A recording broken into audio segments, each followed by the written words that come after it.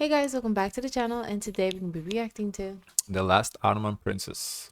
Neslişah Sultan's shocking view on Ataturk. Wow. Imagine being born into one of the most powerful dynasties in history, only to That is watch so it cool. collapse before your eyes. That sucks. She was the Let granddaughter me of the live last Ottoman lush. Sultan and the last Caliph of Islam. Damn. She dined that in sucks. palaces, spoke with kings, and lived under the shadow of empires. Yet, she would also taste exile, revolution, and the loss of everything she had ever known. This is not just I wonder if she had money stashed away or something, right? I will hope so. the story of a princess. It is the story of Neslişah Sultan, a woman whose life mirrored the fall of an empire and the turbulent birth of the modern Middle East. And her journey begins in the final years of the Ottoman world. By the early 20th century, the Ottoman Empire, once stretching across 3 continents, was in decline. The empire had been known as the sick man of Europe for decades, struggling against both internal unrest and the ambitions of European powers. World War I would be its final blow. The defeat of the Central Powers in 1918 brought an end to over 600 years of Ottoman rule.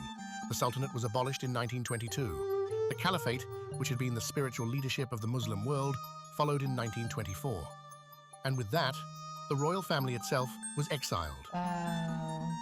The world Neslişah Sultan was born into was already vanishing. Neslişah Sultan was born on February 2nd, 1921, in Istanbul, though at the time, the This music is distracting. Tun, tun, tun, tun, tun, tun, tun. city was still officially known as Constantinople to the outside world. She came from a lineage that combined 2 of the most illustrious dynasties in the Muslim world. Her father, Shahzade Omer Faruk, was the son of the last caliph, Abdülmecid II. Her mother, Princess Rukiye Sabiha, was the daughter of the last Ottoman Sultan, Mehmed VI Vahideddin. Wow. This meant that Neslişah was not only the granddaughter of the last That's Sultan, impressive. That's a but flex. also the granddaughter of the last caliph, an almost Wow. unique position in history. She brought the She was bad born luck. into a family whose bloodline carried both the sword of political rule and the mantle of spiritual leadership. But Neslişah's life of privilege would be short-lived. In 1924, when she was just 3 years old, the Turkish Republic, under Mustafa Kemal Atatürk, formally abolished the caliphate. Oh, so she Ooh, so she didn't even taste she the didn't life. taste the life. Yeah, taste the okay. I thought this was a little different. I thought she lived both lives. Yeah. So, but she never really tasted the sweet life. So no. Give me to like 23. Yeah, Then you could yeah. take it from me. Right. Okay. Yeah. So I get it. she only tasted the struggle probably. So it's okay. It's a little different. All members of the Ottoman dynasty were ordered to leave Turkey within days. They were stripped of their citizenship, I guess she forbidden to don't know return, what was and allowed going to take on. She was just Yeah. So she wouldn't know. So she would it just would be a person who would grow up in a struggle. That I feel like there's no difference. until like I used to be a princess. Yeah, but that's like what I'm supposed to do with that. Yeah. But only you're not what right they now. could carry. Overnight, the royal family went from living in palaces to wandering the world in search of shelter. For Neslişah, this meant saying goodbye to the only home she had ever known. Her family first went to Switzerland, a safe, neutral land, but far from the grandeur of Istanbul. Money was scarce. While European aristocrats still treated them with curiosity and respect, the exiled royals were now strangers in a foreign world. Neslişah's education was in French and Turkish. I think what would be a little more interesting is not the last Ottoman princess, but like penultimate Ottoman princess, to see like her mother or whoever who lived the sweet life as an adult, but also the exile life as an adult. That would be more interesting than she as a child, as I said, is like whatever. But she was also exposed to German during her time in Europe. She grew up disciplined, well-read, and highly aware of her unique heritage. Yet she also learned humility in exile. The palaces were gone. We have like similar history in Haiti where there's like the president and his wife was exiled over to France. Doesn't mean they lived a poor life. They still had a really good life. Like they were living in like the 3rd or 4th home of the wealthy that they didn't use, so they would still live pretty well. So from based on what they're saying, that she was still well read, she had proper education, she still lived a good life. The servants were gone. What remained was a name and a history that could never be erased. In 1940, at the age of 19, Neslişah Sultan married Prince Muhammad Abdelmanim of Egypt. Abdelmanim was the son of Khedive Abbas Hilmi II, the last Khedive of Egypt and Sudan, deposed by the British in 1914. With this union, Neslişah once again found herself at the very center of royal politics. She was no longer just an exiled Ottoman princess. That's why I say, give me till 23 of the good life, because then I could find a man. I'll fix that real quick. She had now become a princess of Egypt, forever. linking two fading empires, the Ottoman and the Egyptian dynasties. Life in Cairo was very different from life in Switzerland. The Egyptian court was wealthy, vibrant, and deeply political. Neslişah adapted quickly, admired for her elegance, intelligence, and fluency in multiple languages. The people of Egypt saw in her a symbol of continuity, a link to the grandeur of the Ottomans. She became a key figure in Egyptian high society, She's very fabulous. moving gracefully through circles of politicians, ambassadors, and aristocrats. But beneath the glitter of the court lay unrest. By the 1940s, nationalist movements were growing in Egypt. The British still exerted enormous influence, and resentment simmered among the population. After the abdication of King Farouk in 1952, Egypt entered a period of turmoil. Neslişah's husband, Prince Abdelmanim, was appointed as a regent for the young King Fuad II. For a brief moment, Neslişah Sultan stood as the de facto First Lady of Egypt. Newspapers published her portraits. Diplomats praised her refinement. She was the face of monarchy in a rapidly changing nation. Yet power was slipping away. In 1953, the monarchy was abolished by the Free Officers movement, led by Gamal Abdel Nasser. Neslişah and her family suddenly found themselves vulnerable once again. I'm telling you, she's bad luck.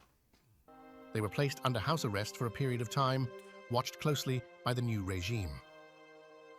The princess, who had once lived in palaces, was now a prisoner in her own home. Eventually they were released, but the royal titles meant nothing in the new republic. It was the second time in her life that Neslişah Sultan witnessed the collapse of a dynasty. First the Ottomans, then the Egyptians. Run away from her. After the fall of the Egyptian monarchy, Neslişah Sultan lived quietly in Cairo for several years. But her story was not over. In 1952, Turkey officially lifted the exile on female members of the Ottoman dynasty. For the first time since childhood, Neslişah was allowed to return to her ancestral homeland. But what's there to do? Like, she hasn't been there in 30 years. Everything has changed. You probably don't have shit there. Well, what's the point of going back? I think she's still going to be an interesting figure, that their princess has returned. That's always going to be a come up. Or hated figure. Because if people hated the empire, they would, she would be the memory of the empire. She set foot in Istanbul, a city she had only known through the memories of her family. Her return was symbolic. Unlike her grandmother, Empress Zita of Austria, or other European royals, Neslişah did not live with bitterness. She adapted to the modern Turkish Republic with dignity. Oh, she is smart. She never sought... She moves smart. That's how you do it. You don't come in bitter because then they look at you a certain way. You come in very refined, very, humble and accepting, and they're going to accept you. She's the people's princess. She's still bad luck, though. Political power, nor did she attempt to revive the Ottoman legacy in a disruptive way. Instead, she embraced a quiet but respected role, a living witness of history. Wow, she looks glamorous. In Istanbul, Neslişah Sultan became a bridge between past and present. She attended cultural events, supported charities, and preserved family memories. Her home became a gathering place where the fading echoes of Ottoman traditions lived on, yet always in harmony with the Republic. For younger generations, she represented both loss and continuity. The end of empire, yet the survival of its spirit. She lived long enough to see a full century of history. Born into an empire that no longer exists, crowned a princess in exile, First Lady of Egypt, and finally, a quiet matriarch in modern Turkey. Her life was a story of survival, dignity, and adaptation. I mean, I think she died, but if she lived a full century, 100 years, so she must have died in, 2024? Last year? In March 2012, at the age of 91, Neslişah Sultan passed away in Istanbul. She was buried in the Ashiyan Cemetery, overlooking the Bosphorus, the very heart of the city her ancestors once ruled. Neslişah Sultan was the last Ottoman princess to witness both the She fall looks of her very own beautiful in dynasty this photo. and the fall of another. Her story is not just a royal biography, but a mirror of the turbulent 20th century, exile, revolution, and survival. Today, she is remembered as the last Ottoman princess. After Neslişah Sultan's passing in 2012, it became clear that with her, the living memory of a dynasty that had ruled for centuries had nearly vanished from living history. But her words remained a testament to the divisions within her own family. I wonder how come it's not passed on to her kids. I don't know, but overall, seems like she was a nice lady. I don't hear anything bad about her. Yeah, I don't hear anything bad about her. She was adaptable. Seems she was a good-hearted person, except with that bad luck, man. Grandfather Mehmed VI Damat Vahideddin left in embittered exile, accusing the Republic of betrayal and labeling it illegitimate. Neslişah embraced a different path. Educated in Europe, fluent in multiple languages, and shaped by modern ideals, she spoke instead of reconciliation, not resentment. Her belief that the Republic did not destroy her family's past, but brought salvation to the Turkish people, bridged the chasm between tradition and transformation. It compels us to revisit what Mustafa Kemal Ataturk truly offered: a rebirth, not only of a nation, but of its people's dignity and collective future. The fall of the Ottoman throne was not accepted by all in the same way. Sultan Mehmed VI Vahideddin, the last reigning sultan, departed Istanbul in anger. In his eyes, the Republic was not a rebirth, but a betrayal. From exile, he accused Mustafa Kemal and his companions of treachery, of seizing the empire's power for themselves. His letters and declarations carried bitterness, calling the new government annoyed, illegitimate, dismissing the Republic as nothing more than a usurpation.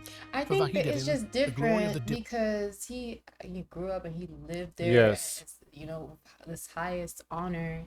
She never knew that. You can't compare these two. You can't say like, oh, she was so graceful compared to him. No, it doesn't work like that. She never knew this life. No. She was a kid. She was just heard the stories. Like, it's not the same. Dynasty had been stolen. Yet, just a generation later, a very different voice emerged. Princess Neslişah, his own granddaughter, born into exile, grew to see the world through new eyes. She was educated in Europe, fluent in French and German, a woman who dressed in modern fashion, who admired the West's intellectual spirit. When asked about Ataturk and the Republic, her words contrasted sharply with those of her grandfather. Oh my gosh, Thoughtful, my family's not against Ataturk, she said. Relax, perhaps the dynasty ended, but the salvation of the Turkish people began. And what was that salvation? Under Ataturk, a defeated and fragmented nation was rebuilt into a sovereign republic. He abolished the Sultanate and Caliphate, yes, but in their place, he established equality before the law. He expanded education, opening schools for girls as well as boys. He granted women the right to vote, to be elected, to take their place in public life. He reformed language and culture, giving Turks a modern alphabet, opening the door to literacy for millions. He separated religion from politics, ensuring freedom of conscience, and perhaps most importantly, he gave the people something they had not felt for generations: dignity and independence. Between the Sultan who left in bitterness and the princess who embraced modernity lies a powerful contrast. The old order resented, resisted, and accused. But Neslişah reflected reconciliation. She did not see Ataturk as a usurper. She saw him as the architect of a nation that survived. A leader who did not destroy her homeland, but saved it. And in her voice, one can hear the bridge between empire and republic, between tradition and modernity, between loss and survival. Cool, very interesting video. Yeah, very interesting. She's a cool princess. I would still love to see not her, but like as I said, a penultimate, so like her mother in the case, or like her aunt or somebody. How would they see it? Would they see it similarly as the guy saw it, you know, or as her? OMG, bro, keep it up, good work, brother. The prophet said, "We do not assign the authority of ruling to those who ask for it, nor to those who are keen to have it. Rest in peace, knowing your memory will be forever blessed." It's good to see the comments. They seem to support her too as well. Seems like she was a good person. I don't see anything bad about her, yeah. Just she was born into the clan, you know, but like you can't hold her accountable for that. That's not her fault. Guys, of course, let us know your thoughts. Don't forget to like, comment, and subscribe. Join the Discord. And as always, share as much kindness as possible.